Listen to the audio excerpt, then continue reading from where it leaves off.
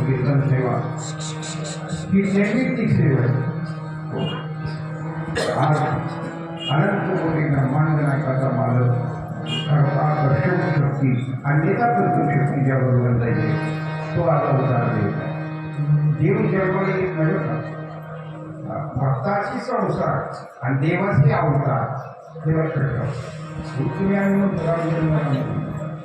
रामाचा अवतार आहे, समजाचीही अवतार आहे, तुमचे आमचे फक्त जन्म असं या प्रभूच्या अवतारामध्ये किंवा प्रगट केला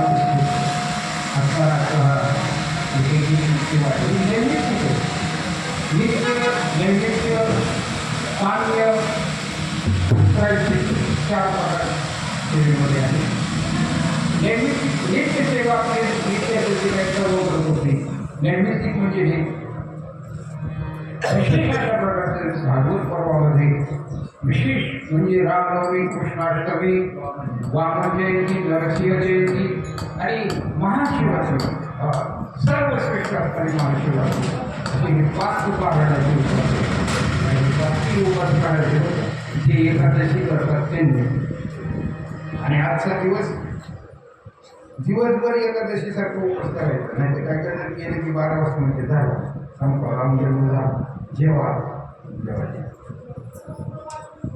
काही काही ठिकाणी काय होतं रामनवमी झाली की सगळं जेवण महाराज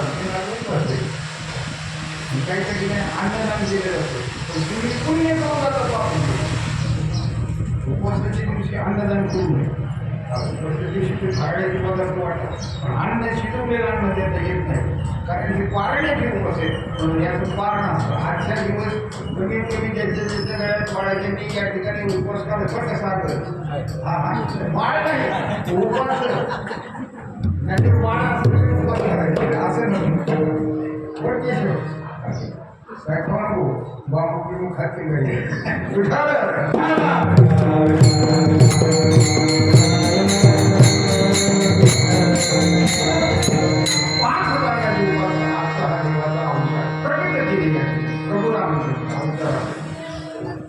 देवा अवतार येतो आणि अवताराला आल्यानंतर कशासाठी येतो त्याला काही कारण नाही.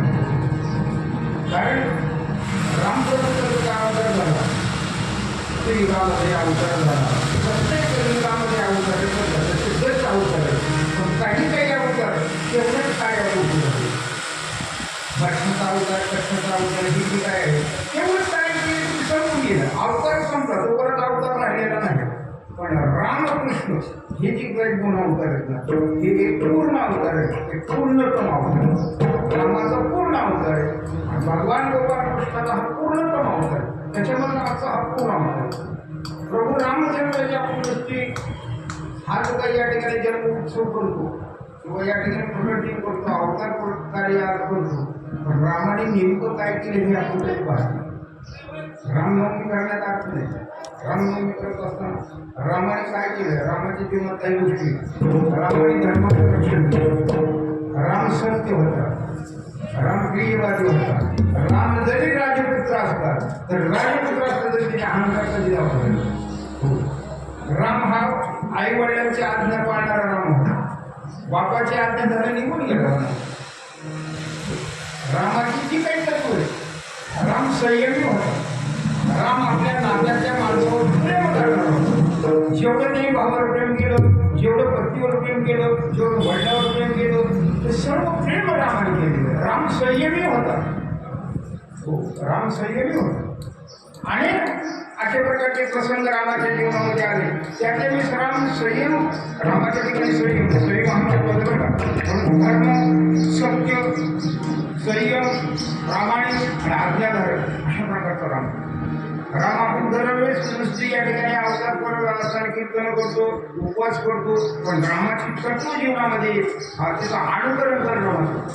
राम कसा वागला, रामाने काय केलं, राम कुणासाठी काय करायचं, राम हा वागत होता कसा, रामाची तत्व जीवनात येत आहे. हो, राम एक वचनी, एक वाणी, एक पत्नी, ही रामाची बिलीत नाही.